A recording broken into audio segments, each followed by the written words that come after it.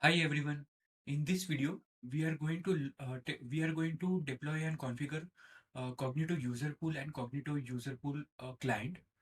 I already have the configuration which is supposed to be written in the serverless YAML file for Cognito user pool and the client.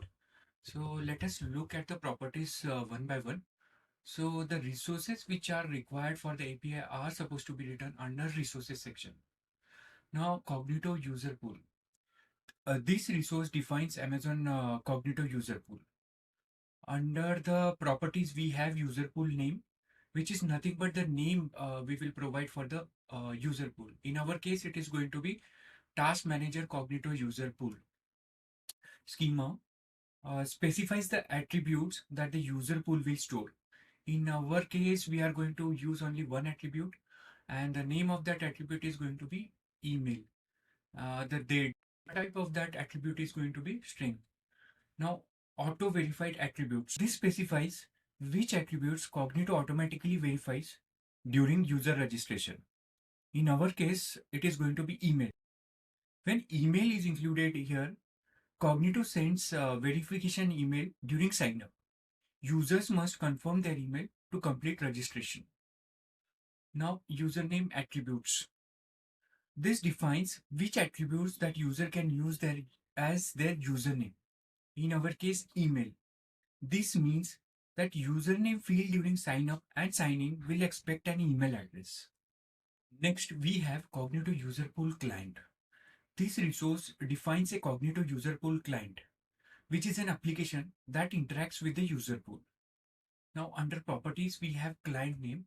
This is nothing but the name of the user pool client. In our case, it is going to be Task Manager.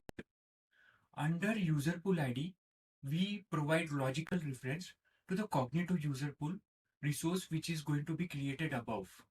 Look that the name of the resource, the logical resource is same here in line number 20 and that mentioned in the line number 37. Now explicit auth flows. Now Cognito app client allows different types of auth flows, and we are going to go with user password auth flow. In this auth flow, it enables the user to authenticate using a username, which is email in our case, and password. Now let us also look at how this is going to work together. Cognito user pool. This sets up the user directory with email as a required attribute and auto verified attribute. This also configures email to be used as username. Cognito user pool client. This defines the application that interacts with the user pool. It also enables user password auth flow for authentication. Now, in our application, a user or a client would sign up with their email and password. Cognito sends the verification email to the user. The user then confirms the email, and the client authenticates that user using the user password auth flow. Now, in our series, we are going to see the entire workflow which we just discussed. So now we are going to deploy this our API. We'll just go to the command prompt here, and we will hit serverless deploy -verbose for verbosity.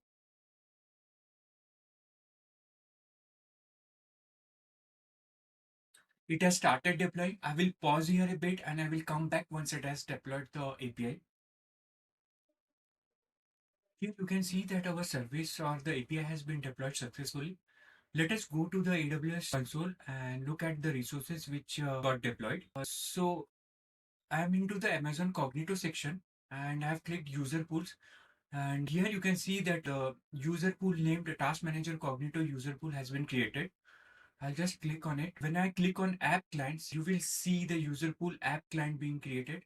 The name of it is Task Manager user pool client. And if you click on the users, there are no users as of now. Yeah. In the next video, we are going to create API Gateway endpoint, which will allow us to create or register the user in the user pool. Yeah. Yeah. So that's it for this video. Thanks for watching this video, and I look forward to meet you in the next one.